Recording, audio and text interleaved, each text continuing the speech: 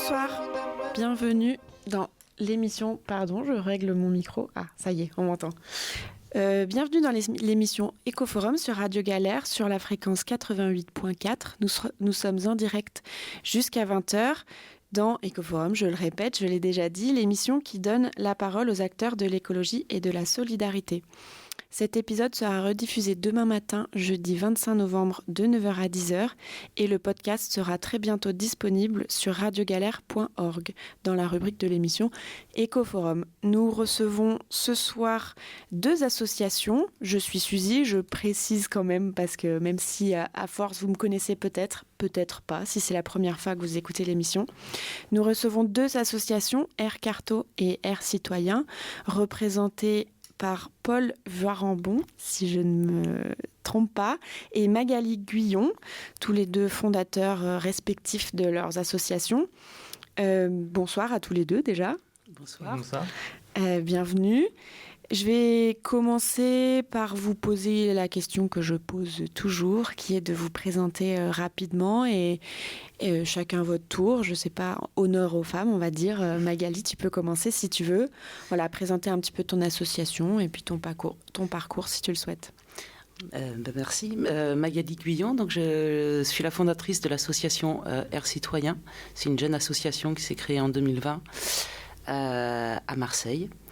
Et elle a pour but de favoriser l'implication des citoyens, des habitants, des commerçants, des gens, dans l'amélioration de leur environnement quotidien. Ça peut être la qualité de l'air, mais c'est aussi tout ce que nos sens, tout ce que nous vivons comme nuisances, donc le bruit, les odeurs et autres. Donc on travaille beaucoup sur la perception qu'ont les gens, leur façon de ressentir. Cette association, elle est née d'une anecdote, d'une mésaventure. C'était à l'été 2019, je suis dans ma maison, dans mon appartement qui est traversant à Belzins, et il y avait une poussière épaisse et noire inhabituelle. Il y en a toujours de la poussière, on est à Marseille, mais là elle était vraiment étrange. On parlait beaucoup des bateaux de croisière. Et donc je me suis posé la question, mais qu'est-ce que c'est que cette poussière ? Est-ce que c'est grave ? Est-ce que c'est pas bon pour ma santé ? D'où ça vient ? Donc oui, j'ai pensé aux bateaux de croisière et puis je ne savais pas comment faire pour savoir ou faire analyser. Et puis si c'était effectivement nocif, comment je pouvais agir pour améliorer les choses. Et c'est de là qu'est partie l'idée d'Air Citoyen. De se dire, en fait, nous les gens, sur toutes ces questions environnementales, on est souvent en situation de recevoir des injonctions de choses à faire ou à ne pas faire, des incitations à modifier nos comportements, mais finalement on nous demande relativement très peu ce qu'on ressent, quels sont nos besoins, comment on voit les choses, comment on les perçoit.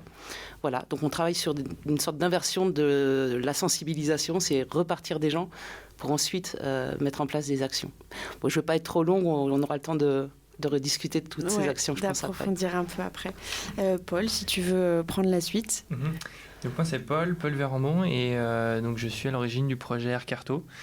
Et en fait, j'ai fait des études de géographie, et j'aimais bien les cartes, et je me baladais beaucoup à vélo, parce qu'à la fin de mes études, j'allais chercher du travail, j'allais déposer mon CV un peu à droite à gauche, et quand je faisais mes déplacements, je me disais, tiens, on subit beaucoup de pollution quand on balade à vélo, et est-ce que je pourrais pas mesurer cette pollution lors de mes déplacements ? Et après, on pourrait en faire une carte, puis tiens, voir un peu ce qui se passe, quelles sont peut-être les rues où la pollution est plus forte, est-ce qu'il faudrait que je passe par là pour éviter un petit peu tout ça.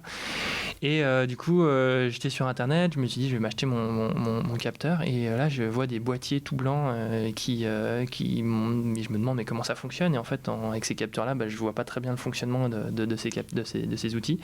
Et donc, je me dis, je vais les construire moi-même. Je vais aller chercher les différents composants et puis je vais le fabriquer. Comme ça, je vais pouvoir bien comprendre ce que je mesure et ce que je fais avec ces appareils. Et voilà, le projet est né comme ça. Et l'idée aujourd'hui, c'est de continuer à fabriquer des capteurs open source, des capteurs transparents dans le sens où on voit vraiment comment ils fonctionnent. Et après, mettre des informations sur Internet, sur notre site Internet pour dire, voilà, comment, si vous aussi, de votre côté, vous avez envie de fabriquer un capteur, nous, on a fait un petit peu le boulot. On a 2-3 infos. On peut vous donner les composants, on peut vous donner la taille du boîtier, comment le faire pour le fabriquer. Et derrière, avoir aussi une base de données où, tiens, vous allez mesurer la pollution dans telle ville, vous nous partagez vos données plutôt, et ensemble, on fabrique une carte collaborative de la pollution de l'air. Donc voilà, donc il y a l'aspect projet AirCarto, c'est l'aspect capteur, l'aspect base de données avec toutes les infos, mais aussi après, on s'est dit, tiens, il va falloir qu'on aille auprès de différents publics pour leur montrer, pour les accompagner dans la construction des capteurs, et en même temps, on en profite pour faire de la sensibilisation sur la qualité de l'air. Donc l'organisation d'ateliers, en fait. Donc voilà, c'est un peu ça, le projet tel qu'il existe aujourd'hui. Et sur l'aspect données, en fait, de ce que vous récoltez, qu'est-ce qu'on en fait après de la donnée? Parce que c'est... Moi aussi, peut-être que les auditeurs le savent maintenant, je travaille aussi sur la qualité de l'air à la Fédération L'air et moi. Et on nous dit toujours, la première question qu'on nous pose, c'est ok, vous avez des capteurs, vous traitez de la donnée, vous allez faire des cartes et tout, mais après, à quoi ça sert finalement de savoir quelque chose? Est-ce que tu peux nous parler un petit peu de ce qu'on peut faire avec cette donnée? Alors c'est une question qui revient souvent, c'est une question que je me pose aussi souvent parce qu'elle n'est pas du tout simple il n'y a pas vraiment de moyen de répondre très simplement à cette question parce qu'effectivement les données elles arrivent et au début du projet on en avait un petit peu, là on en a de plus en plus et au bout d'un moment on n'y comprend plus rien, on met tout ça sur une carte et c'est très difficile de lire ces informations et c'est une problématique qu'on retrouve dans pas mal de domaines, pas mal de personnes qui s'intéressent à la qualité de l'air, c'est comment est-ce qu'on fait avec toutes ces données. Après, il y a un sujet sur lequel on est en train de travailler, c'est de se dire il faut qu'on raconte une histoire. Il y a ce qu'on appelle storytelling, c'est-à-dire on a des données, mais qu'est-ce qu'on a envie de raconter avec ces informations-là? Parce que c'est vrai que si on mesure pour mesurer, après on a plein de données, mais on ne sait pas quoi en faire. Par contre, si on a vraiment derrière un message, on se dit tiens, je mesure pour aller là parce que j'ai envie de faire ça. Du coup, après nous derrière, c'est plus facile de prendre toutes ces datas et d'en faire un récit. Et un petit exemple tout bête, par exemple, il y a un militant de notre association qui dans son village natal a remarqué qu'il y avait une entreprise qui brûlait un petit peu des déchets dans un espace où il n'avait pas tellement l'autorisation de le faire. Et donc du coup, il est parti sur place avec les capteurs qu'on avait fabriqués. Et lui, son itinéraire était assez simple, c'est vraiment d'aller se balader autour de cet endroit où il y avait des fumées. Et puis après, il nous a dit, moi j'ai mesuré tel jour, donc on a été chercher de toute cette base de données, d'aller chercher les données qui nous intéressaient de ce capteur à tel moment. Et puis du coup, on a pu raconter une petite histoire en disant, à telle date, cette personne était à tel endroit. On a remarqué qu'en allant près de cet endroit-là, il y avait effectivement de la pollution. Et ce qui est intéressant aussi, peut-être qu'on pourra en discuter, c'est qu'il n'y a pas que la donnée, il y a aussi des photos. Il n'y a pas que la donnée brute, il y a aussi des photos. Il nous a donné des photos de ce qu'il avait vu. Donc après, on a fait une page où on avait on expliquait, on avait les données, on avait une carte, on avait les photos. Et puis, tout ça racontait une histoire sur ce qui était en train de se passer à cet endroit-là, et puis ça a pu être un élément. Après, ils sont allés déposer une sorte de dossier auprès de la mairie, et puis du coup, la mairie s'est un peu préoccupée de ça parce qu'ils avaient un dossier assez complet sur une problématique précise. Donc finalement, tu voulais rajouter quelque chose, Magali? Non, c'est rebondir sur cette notion de récit qui est essentielle, et je pense que c'est absolument essentiel parce que finalement donner la parole aux gens, la suite de ça, ça peut être tout simplement déjà on peut mieux comprendre eux comment ils ressentent les choses, mais l'idée c'est aussi de les amener à pouvoir agir derrière et de les accompagner. Donc ça ne veut pas dire que nos associations vont faire tout ça, mais on va travailler souvent avec d'autres réseaux d'acteurs pour porter ces choses-là. Et ça peut être aussi, par exemple, des parents d'élèves des écoles de Marseille qui sont en train de se mobiliser sur cette question de l'air parce qu'eux-mêmes sont en train de travailler sur la question de la transparence des données. Ce qu'on appelle l'open data, c'est-à-dire ils demandent à la ville et notamment à la ville d'ouvrir les données récoltées par la ville et qui devraient être publiques et accessibles à tous. Donc c'est un combat important qu'ils mènent et donc à côté de là, la qualité de l'air, ces données-là, après, eux vont pouvoir, une fois qu'ils ont élaboré et collecté des données, effectivement créer des récits. Et c'est là où toutes nos compétences vont être importantes. Nous, avec Air Citoyen, on peut travailler, par exemple, les accompagner dans poser un protocole de collecte, parce que si on ne sait pas ce qu'on collecte et n'importe comment. Et puis après, on peut travailler avec Paul, qui lui va avoir plus d'expertise sur la représentation de ces données, donc aider à en faire quelque chose qui raconte quelque chose. Voilà. Donc ça ouvre un peu la question aussi de comment, sur ces questions-là, on ne peut pas travailler seul. Sur la question de la donnée aussi, je trouve que c'est important, en tout cas, ça donne une image finalement de l'air, parce que la qualité de l'air, c'est un peu abstrait. On est là, on respire un peu, on ne s'en rend pas compte. On sent parfois, quand on se balade, qu'il peut y avoir une odeur, il peut y avoir une sensation qui pique un peu la gorge ou ce genre de choses, mais traduire après avec des cartes et des couleurs et des trucs comme ça, c'est vrai que la question du récit, elle est hyper importante. Je te laisse réagir là-dessus. Je sais pas si ça a des du bêtises. Non, au contraire, ça a du sens. C'est juste que des fois, c'est pas si simple dans le sens où on se dit tiens, on va aller mesurer quelque chose et tout de suite sur la carte, on va voir tiens, voilà, c'est évident, il y avait plein de voitures et puis hop, voilà, on voit que sur ma carte, c'est hyper rouge parce qu'on a mis du rouge. Et en fait, des fois, c'est pas si simple et il faut faire attention parce que des fois, on donne des outils. Et je vais donner un exemple. Mais quand j'ai fait mes premiers tours à vélo avec mon capteur, je me suis dit super, je vais aller dans une rue avec beaucoup de voitures pour mesurer les particules fines. Parce que voilà, après, on rentre aussi, mais qu'est-ce qu'on mesure comme type de polluant, parce que dans l'air, il y a plein de polluants différents. Là, je mesurais les particules fines en l'occurrence. Et donc, du coup, je vais dans une rue passante, je me dis super, je vais mesurer les particules fines. Et après, je vais me balader dans un parc à côté. Et puis, comme ça, on va bien pouvoir voir la différence. Dans le parc, ça va être super. Et dans la rue, ça. Et je regarde ma carte et pas du tout. C'est pas du tout ce qui est en train de se passer. Pourquoi ? Parce que je mesure des particules fines. Et les particules fines, ce sont donc des petites poussières qui sont en suspension dans l'air. Et quand tu vas dans un parc, il suffit qu'il y ait un petit peu de vent, il suffit qu'avec ton vélo, tu sois un petit peu en train de remuer de la terre et du sable, que ce soit un peu sec, et hop, tu envoies pas mal de poussière dans l'air. Il peut y avoir du vent, il peut y avoir du pollen, par exemple, qui est aussi, il peut y avoir plein de petits éléments en fait qui viennent perturber ton capteur parce que tu mesures des particules fines. Et quand tu vas en plein milieu d'une rue passante, les voitures, elles ont des filtres à particules qui sont relativement performants. Et tu mesures pas grand-chose parce que ton capteur, il mesure pas tout, il sait pas tout. Voilà, la technique fait que des fois on est un peu limité avec ça. Mais justement, pardon Magali, je réagis juste avant. Justement, au-delà de ça, c'est un peu déconstruire. Ce que je voulais dire, c'était déconstruire un peu cette idée de justement, on passe dans une rue passante, ça va être hyper pollué. En fait, c'est sur peut-être un type de pollution que ça va être très pollué. Et après, selon les capteurs et selon la cartographie qu'on en fait, c'est là qu'on va s'apercevoir. Et justement, ça déconstruit cette image qu'on a de la pollution. Et surtout, ça nous donne une visualisation, un outil de compréhension qui est un peu plus précis peut-être que juste dire je vais en ville, donc c'est pollué. Certains endroits, oui. D'autres, malgré le fait que ça n'ait pas l'air pollué, c'est quand même hyper pollué pour des raisons X ou Y selon le type de polluant. Voilà, c'était plutôt sur ça, en fait, que c'est de mettre un nom et une image un peu sur ce qu'on peut ressentir et ce qu'on... Au final, on n'y connaît rien, quoi. De base, sur la pollution, on ne sait pas vraiment ce à quoi on a affaire. Je crois qu'on sait déjà... c'est très rare qu'on se pose la question de ce qu'est l'air, tout simplement.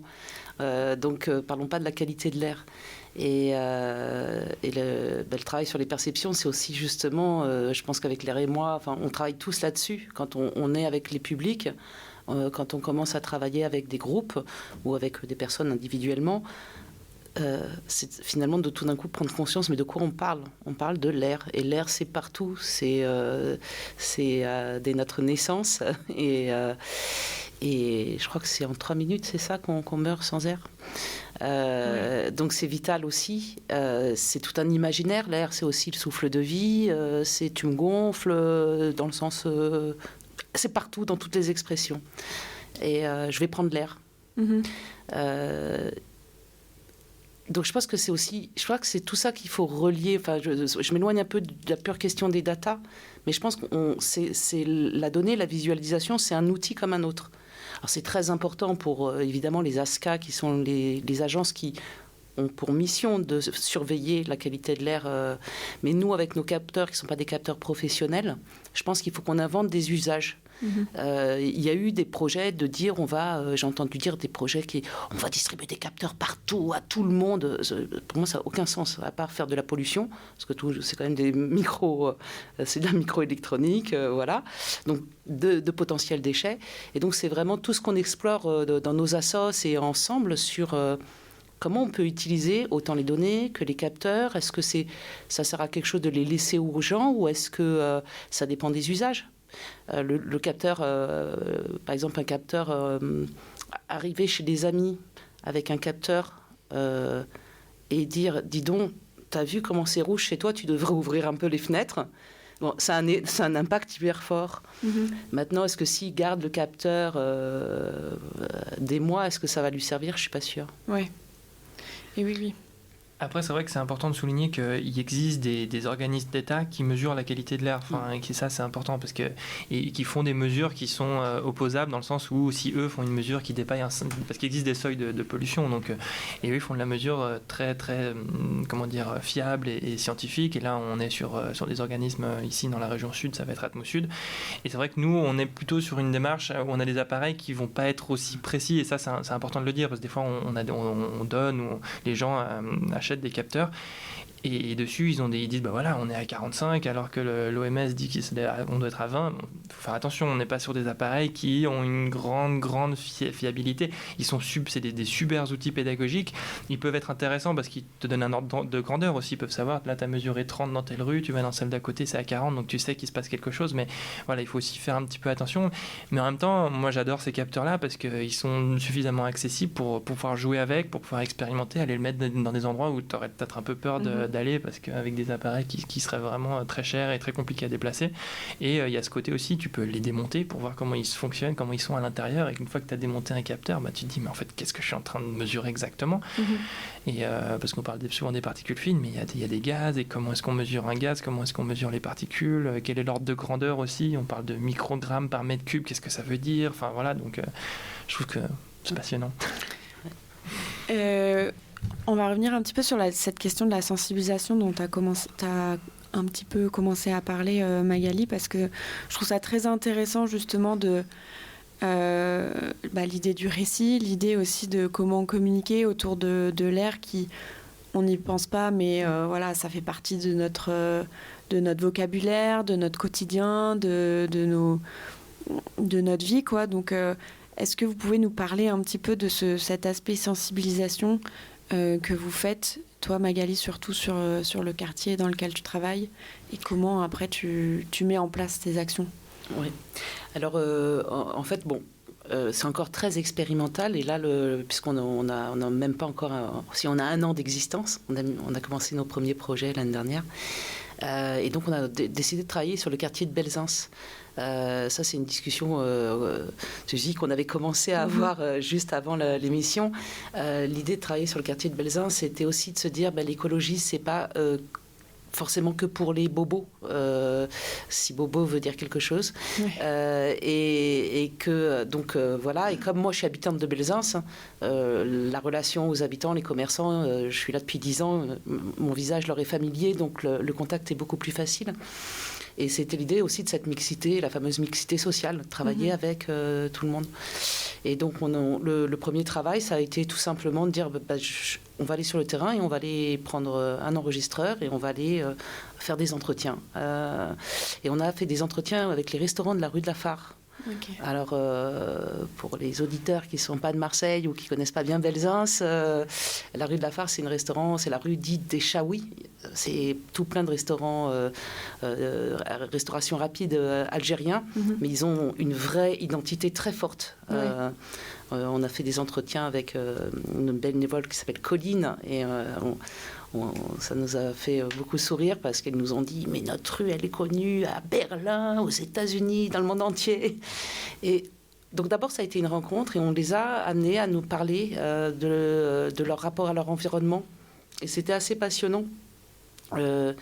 parce qu'eux-mêmes sont des pollueurs, dans le sens où ils font de la cuisine au charbon de bois, ils ont des cheminées qui ne sont pas tous, hein. Il y en a, c'est nickel, mais d'autres, bon, c'est pas forcément entretenu exactement comme il faudrait. Et en fait, ils sont complètement prêtés au jeu. Ça, le contact n'a pas tout de suite été évident forcément, mais après, ils sont partis. Et certains nous ont dit des choses qui sont très intéressantes, comme cet exemple où il nous disait que la cuisson au charbon de bois, c'est pas un problème, le charbon, parce que le charbon, ça vient des arbres et ça redevient de la terre. Par contre, le pétrole dans les voitures, l'essence, ça, et c'est pas naturel. Et donc, c'est la question du naturel. Et donc, nous, on s'est dit, voilà, là, on a pigé en quelque chose. Il faut travailler sur la perception de qu'est-ce que je pense être une pollution, qu'est-ce que je considère comme naturel ou pas naturel, pour ensuite faire des actions de pédagogique ou de sensibilisation. Il faut avoir ça en tête. Sinon, on risque de passer à côté.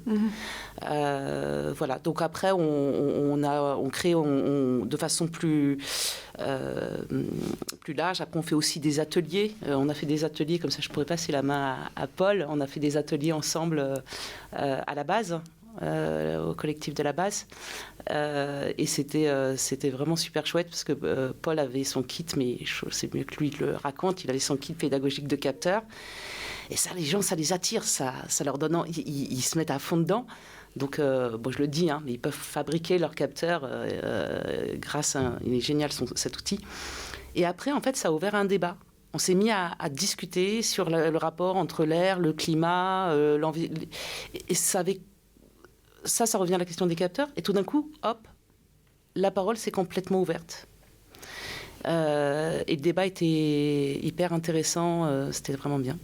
Oui, la question de l'expérimentation, tu as commencé à en parler un petit peu tout à l'heure, Paul, de dire que c'est ce qui plaît le plus finalement au public, c'est d'expérimenter un petit peu sur comment on mesure. Et puis après, l'expérimentation, peut-être, elle pourra porter sur comment est-ce qu'on améliore en fait nos actions, mais elle commence par comment on mesure et de voir, je pense, ce que tu construis devenir ton outil de mesure.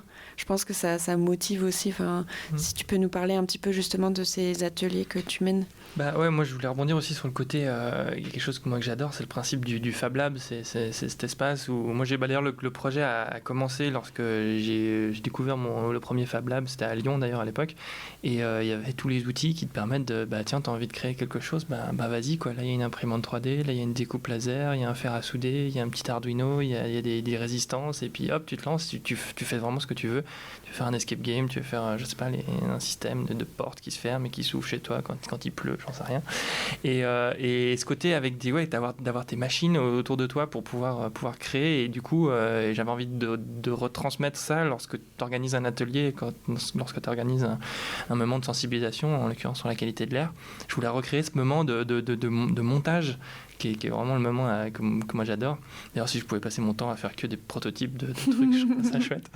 Et en l'occurrence, du coup, quand j'interviens dans une école, par exemple, parce qu'on a eu l'occasion de le faire, moi j'arrive avec un kit que j'ai imaginé, et puis voilà, on refait, les éléments ne sont pas branchés les uns aux autres, donc tu as une batterie, tu as un petit écran, tu as ton capteur pour mesurer les particules fines, et puis avec tes câbles, il faut aller le brancher pour mettre le plus, le moins, les machins, et ce moment un peu, et ça marche bien, c'est vrai que c'est chouette, hein, les gamins, et même pas que les gamins d'ailleurs, et ce moment où il y a plein de petits câbles à brancher, ça fait un moment sympa de construction, puis après tu as ton capteur qui est là, il est terminé, et puis tu commences à expérimenter, on agite un drap, et puis hop, un peu sale, et puis il y a la poussière qui arrive, et tiens, qu'est-ce qui se passe et voilà, du coup, c'est un peu l'ouverture sur une sensibilisation après, plus globale, sur quels sont les enjeux autour de la qualité de l'air.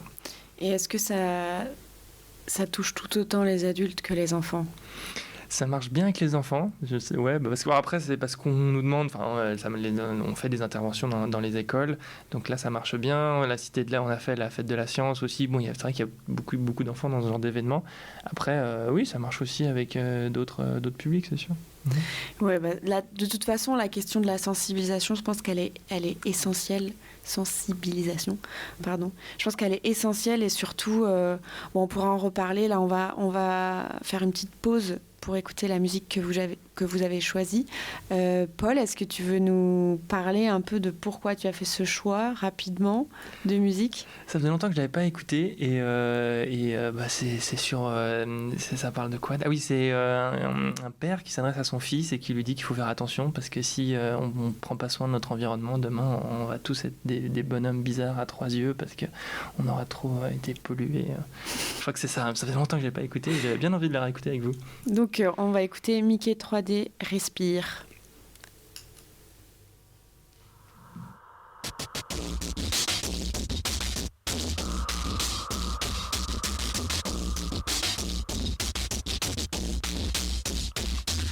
Approche-toi petit, écoute-moi gamin. Je vais te raconter l'histoire de l'être humain. Au début y avait rien, au début c'était bien. La nature avançait, y avait pas de chemin. Puis l'homme a débarqué avec ses gros souliers. Des coups de pied dans la gueule pour se faire respecter. Des routes à sens unique qu'il s'est mis à tracer. Les flèches dans la plaine se sont multipliées. Et tous les éléments se sont vus maîtrisés. En 2 temps 3 mouvements l'histoire était pliée. C'est pas demain la veille qu'on fera marche arrière. On a même commencé à polluer les déserts. Il faut que tu respires. Et ça c'est rien de le dire. Tu vas pas mourir de rire. Et c'est pas rien de le dire. D'ici quelques années on aura bouffé la feuille. Et tes petits enfants ils n'auront plus qu'un œil. En plein milieu du front ils te demanderont pourquoi toi t'en as 2, tu passeras pour un con. Ils te diront comment t'as pu laisser faire ça. T'auras beau te défendre, leur expliquer tout bas. C'est pas ma faute à moi, c'est la faute aux anciens. Mais y aura plus personne pour te laver les mains. Tu leur raconteras l'époque où tu pouvais manger des fruits dans l'herbe, allongés dans les prés. Y avait des animaux partout dans la forêt. Au début du printemps, les oiseaux revenaient. Il faut que tu respires. Et ça c'est rien de le dire. Tu vas pas mourir de rire. Et c'est pas rien de le dire. Il faut que tu respires. C'est demain que tout empire. Tu vas pas mourir de rire. Et c'est pas rien de le dire. Le pire dans cette histoire, c'est qu'on est des esclaves, quelque part assassins ici, bien incapables de regarder les arbres sans se sentir coupables, à moitié défroqués, 100% misérables. Alors voilà petite l'histoire de l'être humain. C'est pas joli et je connais pas la fin. T'es pas né dans un chou, mais plutôt dans un trou qu'on remplit tous les jours comme il faut sa purin. Il faut que tu respires. Et ça c'est rien de le dire. Tu vas pas mourir de rire. Et c'est pas rien de le dire. Il faut que tu respires. C'est demain que tout empire. Tu vas pas mourir de rire. Et ça c'est rien de le dire. Il faut que tu respires. Il faut que tu respires. Il faut que tu respires. Il faut que tu respires.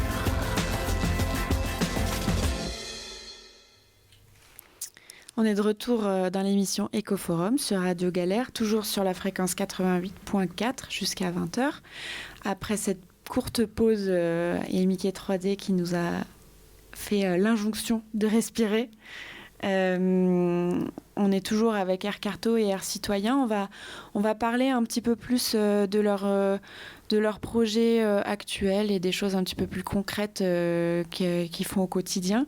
Paul, est-ce que tu veux nous parler un petit peu des projets sur lesquels tu travailles en ce moment, notamment le projet Diams sur lequel on travaille ensemble. Enfin, Air Citoyen aussi travaille sur ce projet qui est un projet autour de la qualité de l'air européen, projet européen sur la qualité de l'air. Ouais, c'est ça. Donc DIAMS, ça veut dire Digital. Oula, c'est quoi après? Alliance for Marseille Sustainability. Voilà, donc c'est... Ex-Marseille Sustainability. C'est pas Digital Innovation oui. Alliance for Marseille, voilà. Ex-Marseille Sustainability. Donc c'est un gros programme européen qui a commencé déjà il y a 2 ans, je crois. Et il y a plein d'aspects dans ce programme, parce que c'est quand même quelque chose d'assez important, avec pas mal de partenaires différents. Mais nous, il y a un aspect du programme qui nous intéresse particulièrement, c'est la distribution de 2000 microcapteurs citoyens, donc des petits capteurs que tu tiens dans ta main, qui mesurent les particules fines. Et ce qui est assez chouette avec ce projet, c'est que ça relance vraiment la question de la mesure citoyenne. Et c'est à travers aussi ce programme-là qu'on a du coup des subventions, et qu'il y a eu un appel à projet, notamment de la métropole. Et d'ailleurs, Magali, toi, tu avais répondu à cet appel. Oui, donc répondu à cet appel.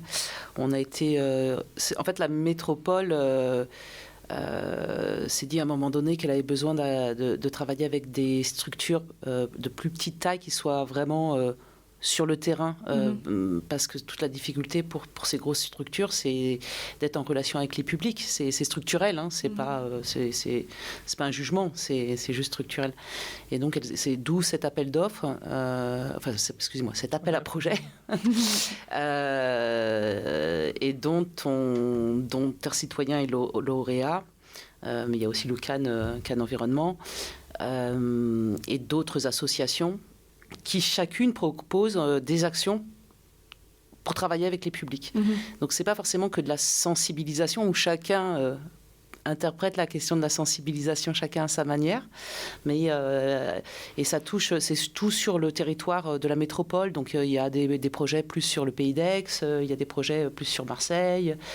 Donc c'est multi-territoire, c'est des publics très différents. Voilà. Donc vous travaillez ensemble sur ce projet, du coup, enfin, ensemble, l'un à côté de l'autre, on va dire, et ensemble, on mène aussi un... Nous, on essaye, à la Fédération L'air et moi, on essaye, donc on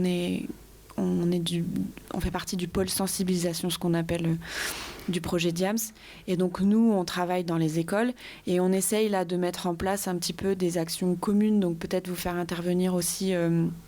sur nos interventions, parce qu'en fait, c'est vrai que vous allez toucher des publics différents, vous avez aussi une action différente par rapport à nous, et dans les écoles, en tout cas, c'est toujours intéressant d'approcher la qualité de l'air et le sujet en général, finalement, par d'autres points de vue. Et donc, vous travaillez ensemble, à côté, au QG des éco-acteurs. On a un lieu, c'est une mezzanine. Alors, le QG des éco-acteurs, c'est à l'Egambetta, en plein centre-ville de Marseille. Et c'est un lieu qui rassemble des entreprises et des associations de l'économie circulaire et de l'environnement. C'est un jeune lieu aussi. Je crois que c'est janvier. Ça fait une année. Là, ça fait une année, ça fait faire bientôt 1 an. Donc, il y a plein de choses qui s'y passent. Et avec Paul, on a saisi cette chance de pouvoir avoir un espace là-bas, parce que l'avantage, c'est que les loyers sont très modérés. Oui, on a un bail précaire, en fait, qui nous permet de rester là-bas pendant 1 an et demi. Malheureusement, c'est... Qu'est-ce que ça veut dire, un bail précaire ? Ça veut dire que, normalement, c'est un établissement public qui détient l'immeuble, et en attendant qu'il y ait des travaux et qu'il y a sûrement un grand programme d'aménagement de tout l'îlot qui va être fait, en attendant ce moment-là, pour éviter, politiquement, je crois qu'ils évitent que d'autres personnes viennent le squatter. Ils le mettent à disposition avec un bail relativement bon marché. En échange, nous, on l'a un peu dans l'état, c'est-à-dire on a quand même pas mal bricolé pour que ce soit sympa. Mais du coup, en attendant que les travaux se font, du coup, on peut l'utiliser pour une somme relativement faible. Voilà. Puis c'est en même temps une façon de soutenir des projets, soit artistiques, soit culturels, soit solidaires, etc. D'ailleurs, pour la petite anecdote, l'immeuble d'en face, du coup, en face de chez nous, il est squatté du coup par des gens parce qu'ils n'ont pas fait la même démarche. En fait, il existe pas mal de lieux comme ça qui pourraient être mis à disposition des structures ou des associations. Et donc nous, on partage cette mezzanine, hein, parce que c'est en hauteur, c'est dans un très grand espace où on peut accueillir du public. Et au fond, il y a une mezzanine. Et c'est là où Paul a son atelier et on a notre espace bureau.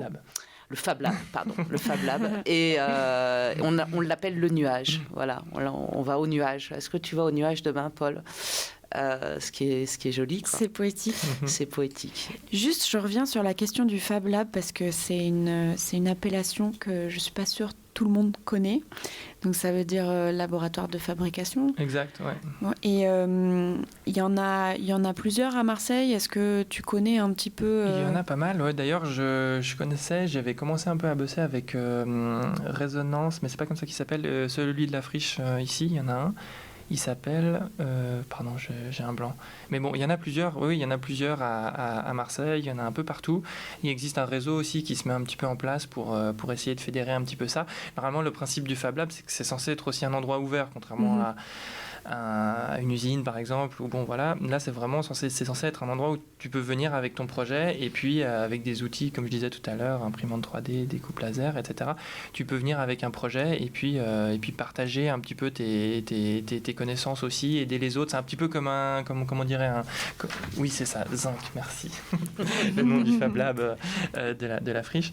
Qu'est-ce que je disais ? C'est un lieu ouvert et l'idée, oui, voilà, c'est de partager aussi tes connaissances, c'est-à-dire on est aussi sur la dynamique de l'open source et du monde du libre. Comme tu es dans un endroit que tu partages avec les autres, quand tu fabriques quelque chose là-bas, t'es censé la manière dont tu l'as fabriqué, tu es censé la communiquer aux autres. C'est-à-dire que voilà, au début, quand j'étais dans mon Fab Lab et que je commençais à travailler sur les capteurs, l'organisation qui m'accueillait m'ont dit bon, tous les plans, tout ce que tu fais, il faut que tu le partages avec les autres. Tu peux pas. Enfin, l'idée de la dynamique privée ne marche pas vraiment dans le sens où il faut vraiment partager ce que tu fais. Et est-ce que ton Fab Lab est ouvert aux autres ? Alors voilà, ça c'est pour ça que la question piège. Voilà, c'est un peu la question piège. J'aime bien l'idée du Fab Lab. Moi, je dis que j'ai un Fab Lab, mais ça n'est pas vraiment un, malheureusement, parce qu'il n'est pas vraiment ouvert et parce que pour d'autres raisons, je suis pas mal occupé. Enfin, j'ai de la chance, mes capteurs marchent bien dans le sens où il y a pas mal de demandes. Notamment avec l'histoire du Covid. Je ne sais pas si vous avez suivi un petit peu, mais maintenant on demande à suivre le taux de CO2 dans les espaces fermés, parce qu'ils sont un indicateur du taux de renouvellement d'air, et donc du coup de la possibilité d'avoir un virus qui pourrait circuler plus facilement dans une pièce qui n'est pas aérée. Donc du coup il y a une demande pour les capteurs de CO2, donc du coup moi je fabrique aussi des capteurs de CO2 pour les écoles notamment. J'ai pas mal de demandes, du coup j'utilise beaucoup mon Fab Lab, qui n'en est pas un pour moi, mais c'est vrai que quand même, il est quand même ouvert aux autres acteurs du QG. Les autres assos, et on a fait des petits trucs quand même. Je dis c'est petit, mais on a fait avec un déchet par jour qui avait besoin l'autre jour de petites pièces pour je sais pas quoi. On a fait ça ensemble. Il y avait une autre assos qui voulait faire un logo, son logo, ou une carte de visite. Enfin voilà, on le fait de temps en temps. Puis on a fait un projet, grâce à ça, quand même, ça a été important parce que suite à ce travail de terrain, on rencontrait aussi notamment un habitant qui était gêné par ces fameux restaurants parce que lui avait une cheminée juste en face de sa fenêtre. Il y avait, je crois qu'il y a 8 mètres réglementaires, et les 8 mètres étaient là, sauf que lui, il ne peut pas ouvrir l'été sa fenêtre s'il y a un boucan, mais monstrueux. Donc j'ai commencé par mesurer, parce qu'on peut tout mesurer, on peut mesurer le bruit aussi. Mais je lui ai dit, mais tu te rends compte au niveau de ta santé à cause de la pollution de l'air ? Il n'y connaissait évidemment rien. Enfin, évidemment, parce que la majorité des gens n'y connaissent rien. Moi, quand j'ai commencé, je n'y connaissais rien. Et donc, on a pris un capteur. Et ensuite, je dis, mais en fait, les capteurs dont on parle, les capteurs de Diams, que Diams va distribuer ou en train de distribuer, les premiers qu'avait fait Paul, c'était des capteurs conçus pour qu'on se promène avec, être en mobilité. Ouais. Donc mais là, nous, ce dont on avait besoin, c'était d'un capteur fixe. Et puis, alors, Paul était déjà en train de travailler avec Atmosud, qui est l'agence de la qualité de l'air, sur un capteur d'air intérieur, mais là, nous, le besoin, c'était un capteur qui mesure l'air extérieur qui vient à l'intérieur. On s'est même fait ça un samedi, tac, brainstorming. je lui ai exposé le cahier des charges finalement. On a réfléchi ensemble, on a dessiné au paperboard. Et puis de là est sorti un prototype qu'ensuite Paul a finalisé d'un point de vue du design et pour que ça fonctionne. Et après, l'habitant est venu construire lui-même. Son capteur. Son capteur, on appelle ça les nébulos, est venu lui-même construire son capteur. Il y a aussi un étudiant de seconde, un élève de seconde qui est venu faire un stage à Air Citoyen. Et Paul a pris une après-midi pour lui montrer, lui expliquer comment ça marchait. Il a fait un peu de soudure. Voilà. Donc, après, mais ceci dit, moi je pense que plein de Fab Labs n'ont pas forcément... c'est à la fois des questions de modèle économique, mais c'est aussi des questions d'avoir des... Tu ne peux pas laisser les machines comme ça à disposition sans rien. Il faut avoir un responsable qui s'occupe. Et puis souvent, donc, c'est pris dans des projets. Zinc, ils ont... mon fils petit, il avait profité des animations de Zinc qui sont assez géniales, hein. Mais c'est pris dans un programme, quoi, avec des animateurs. Et surtout, il faut qu'il y ait quelqu'un qui puisse partager ses connaissances, former aussi, parce que c'est des outils qui ne s'utilisent pas comme ça, quoi. Une imprimante 3D ou une découpeuse laser. Il faut pouvoir maîtriser l'outil informatique d'abord, et ensuite envoyer la bonne information à la machine qui va produire, en fait, le produit, enfin, finalement, ce qu'on veut construire ou ce qu'on veut découper. Je reviens aussi un petit peu sur la question du CO2 dans les écoles et du Covid. C'est vrai que en tant qu'archi, c'est des choses sur lesquelles on réfléchit pour Donc moi, je suis architecte de formation et dans les écoles que parfois on peut dessiner, on se dit, dans une optique de développement durable, on aimerait de la ventilation naturelle. Sauf que les normes de ventilation sont très compliquées. Et donc, un des outils qui est parfois utilisé, c'est le capteur à CO2. Mais tu viens de dire que ça devenait obligatoire maintenant de mesurer le CO2, ou en tout cas recommandé. Je ne crois pas que ce soit obligatoire, mais c'est fortement recommandé. Il y a eu des recommandations du ministère et du ministère de la Santé ou de l'Écologie, je ne sais pas lequel, mais il y a eu des recommandations gouvernementales pour installer des capteurs de CO2 dans les écoles, dans les salles de classe. Ouais. Oui, la question de la ventilation, elle est primordial finalement, mais autant du point de vue Covid que du point de vue global, quoi. Oui, après la question du CO2, en l'occurrence le CO2 n'est pas particulièrement néfaste pour notre santé dans le sens où il y en a beaucoup. Le seul souci qu'on connaît, c'est la perte d'attention. Enfin, au bout d'un moment, si tu es nombreux dans une salle et que le CO2 augmente, tu as un petit peu une sensation de fatigue qui va se développer, qui n'est pas forcément néfaste. Mais là, la question, c'était vraiment l'indicateur du taux de renouvellement d'air. Et donc, du coup, c'est pour ça qu'on travaille sur un capteur qui s'appelle le modulaire, qui est un capteur qui a été créé par par Atmosud et qu'on a repris avec Aircarto et qu'on fabrique maintenant et qu'on développe et qu'on vend aussi dans des écoles et des mairies. Et là, on mesure le CO2 avec cet appareil. Et puis, ce qui est intéressant avec celui-ci, c'est qu'on affiche la donnée, parce que le CO2, ça se mesure en ppm, partie par million. Donc, tu as un chiffre qui apparaît 800, 1000, 2000. Enfin, voilà. Après, il faut aussi un code couleur qui accompagne ce chiffre-là. Et puis, une indication du type ouvrir les fenêtres, aérer, s'il vous plaît, parce que là, le CO2 est trop élevé. En fait, le taux de CO2, c'est un indicateur du taux de renouvellement de l'air, exact. Tu l'as dit. Mais du coup, c'est l'outil qui permet de dire il faut aérer, parce que ce qu'on ne sait pas, c'est que l'air intérieur est 5 à 10 fois plus pollué que l'air extérieur. On croit souvent que l'air extérieur est plus pollué, mais finalement, tous les gaz et toutes les particules qui sont rejetées, les coves, par les meubles, par les cols qu'il y a dans les solvants, tout ça, en fait, ce qui fait que ça pollue l'air intérieur. Et donc, c'est pour ça que je disais que c'est primordial d'aérer pour le Covid et aussi parce que l'air intérieur est très pollué, beaucoup plus que l'air extérieur.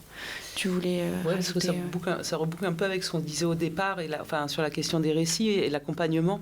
C'est que ce qui a été montré, c'est que pendant toute cette phase de confinement, de déconfinement d'écoles où la question de la qualité de l'air dans les écoles est devenue un sujet majeur, principal, c'est que encore une fois, si il n'y a que les capteurs et qu'il n'y a pas un accompagnement derrière, il peut y avoir des blocages. Et des études ont montré, ils ont fait des études, je crois que c'était dans des écoles d'Île-de-France, ou à Paris même, je ne sais plus, que par exemple, là où ça bloquait le plus, c'était dans la cantine des profs.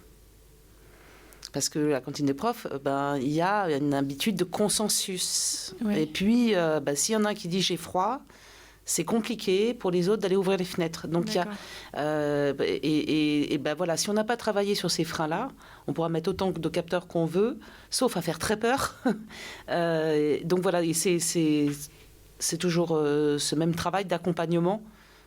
Un outil tout seul, c'est bien, mais ça suffit pas, quoi. Et oui, il faut l'interpréter, il faut interpréter ce qu'on peut lire dessus, et surtout pas prendre peur aussi. Du coup, pour aller dans les écoles assez régulièrement et faire cette mesure de CO2, ce que les petits, ils adorent, c'est leur partie préférée, de mesurer le CO2 et les particules fines. En fait, la question qui revient, c'est ce que tu disais, mais en fait, est-ce que c'est dangereux s'il y a beaucoup de CO2 ? Parce que du coup, le capteur modulaire, donc c'est une petite boîte qui fait, 20 cm de haut, avec un petit écran qui affiche du coup la valeur en ppm, particules par million. Parties par million. Et avec un petit indicateur bon, moyen, mauvais, aérer vite dans le cas où c'est mauvais. Et ça peut être un peu impressionnant, je trouve, pour quelqu'un qui ne sait pas du tout de quoi ça parle finalement, de voir le gros signe rouge marqué mauvais et dire aérer vite. On se demande pourquoi, qu'est-ce qui se passe si on n'aère pas en fait finalement, tu vois. Donc l'interprétation, elle est tout aussi importante que la donnée en elle-même. Et vas-y. Ouais, après, c'est pour ça que moi j'aime bien aussi travailler avec Magali. On travaille aussi avec les petits labos qui sont une autre assoce, qui sont d'ailleurs 2 artistes, Hernan et Diego. Et ils ont une autre approche, c'est qu'ils font aussi des dispositifs pour mesurer la qualité de l'air, sauf qu'en fait, comme ils ont une approche artistique derrière, c'est une œuvre d'art en fait qui va réagir avec des impulsions et des couleurs. Et du coup, là, on s'éloigne un petit peu de ce que tu dis, toi, le côté un peu angoissant, parce que tu as un 800 puis que tu as une indication. Là, c'est vraiment quelque chose d'un... Tu pourras en parler mieux que moi, Magali, mais je trouve aussi chouette des fois de se dire, tiens, on va faire un appareil. Moi, j'avais fait un petit prototype comme ça, au lieu de faire un appareil qui te donne des chiffres et des informations, plutôt avoir un cube qui change de couleur, et puis comme ça c'est un élément que tu rajoutes dans le décor de ta pièce, et tu t'en préoccupes ou tu t'en préoccupes pas, dans le sens où ça enlève un petit peu ce côté, waouh, tiens, t'as les chiffres de partout. Là, t'as juste quelque chose qui t'apporte une information lumineuse. Bon, après, si je sais que c'est rouge, il faudra aller faire quelque chose, mais... C'est ça, c'est en fait un travail sur la représentation. Il transforme avec cette œuvre, cette œuvre particulière, il transforme les mesures de l'air en ondes lumineuses. Et donc ça rejoint cette question aussi de nos perceptions. Et on a d'ailleurs travaillé sur un hackathon, on a fait un workshop hackathon avec les petits labos. Paul est venu participer, donc les petits labos Air Citoyen ont organisé ce workshop pour essayer d'imaginer de nouveaux dispositifs autour de la question de comment représenter l'air et la qualité de l'air. C'était resté très ouvert, donc ce sera... ça va être la surprise de l'année prochaine, parce que on va travailler sur un objet, un costume qui raconte, qui va faire les récits lui-même. Ok. Voilà. Ah, on a hâte de voir. On arrive à la fin de l'émission. Malheureusement, on va quand même rester sur cette note un peu plus positive, de faire rentrer un petit peu un imaginaire, une poésie autour de... Alors, c'est parce que c'est un peu angoissant quand même de parler de la pollution de l'air. Et donc, comment on peut aussi s'engager pour que ça s'améliore. Et au-delà de la simple donnée, comment est-ce qu'on peut traduire ça autrement, finalement. Si vous avez un petit mot de la fin... pour conclure l'émission, c'est le moment de le faire passer. Paul, je te laisse la parole en premier. Oui, moi je pense à quelque chose. C'est vrai que là on a parlé de la qualité de l'air, on va mesurer des choses qui sont super néfastes, mais c'est vrai qu'on pourrait aussi parler un petit peu de ce qu'on pourrait faire pour améliorer un petit peu notre qualité de l'air. Et comme vous le savez, comme je le disais au début, moi je suis un fan de vélo et je trouve qu'il y a un truc super chouette, c'est le fait de dire bah tiens, dans les centres-villes, on va pouvoir essayer de faire le plus de vélo possible et notamment d'aller distribuer des colis, de la nourriture. Et là, on voit de plus en plus des structures qui font de la livraison de colis avec des vélos cargo. Et je trouve que là, il y a vraiment quelque chose de chouette à jouer à ce niveau-là, parce que ça réduirait vraiment la pollution dans les centres-villes. Il y a notamment bientôt la zone de faible émission qui va rentrer en compte avec certains véhicules qui ne pourront plus venir dans le centre-ville de Marseille et dans d'autres grandes villes. Et donc du coup, voilà, sur une note un peu plus positive, moi je dirais faisons tous du vélo. Faisons tous du vélo. Magali, tu veux ajouter quelque chose aussi pour conclure? Alors moi j'adore aussi la marche à pied, donc marchons. Marchons et puis marchons en se tenant les mains. Et je pense qu'avec Claire et moi, avec Arcarto, voilà, il y a des nouveaux projets peut-être qui sont en train, en tout cas, je ne sais pas si c'est des projets, mais au moins des choses à faire ensemble et ça c'est fondamental. Ce que tu disais aussi plus tôt avant qu'on débute l'émission que j'ai beaucoup aimé, c'est d'approcher l'écologie par la solidarité. En fait, ça va ensemble, c'est-à-dire de discuter avec son voisin et ensuite d'imaginer des choses à faire ensemble potentiellement pour changer les choses. Je pense que ce qu'il faut retenir de cette émission, le message principal que j'essaye de faire passer chaque semaine. Donc merci en tout cas à tous les deux. Et puis je souhaite à tout le monde une très bonne soirée et je vous dis à la semaine prochaine. Merci encore, bonne soirée. Merci. Au revoir.